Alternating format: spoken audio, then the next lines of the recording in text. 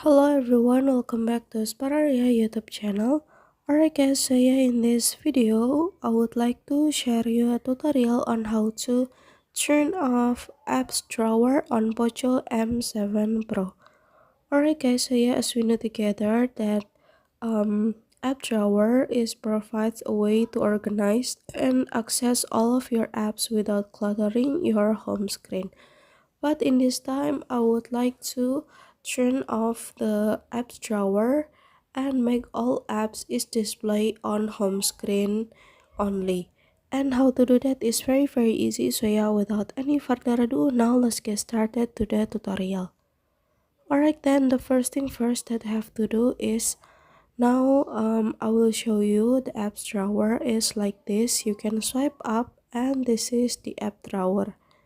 And to turn it off, now you can go to settings menu, and then after that now you can scroll down again and go to home screen menu and go to home screen again, and then now you can change from app drawer to classic mode, and the result would be like this, and all apps on your cell phone will be displayed on the home screen.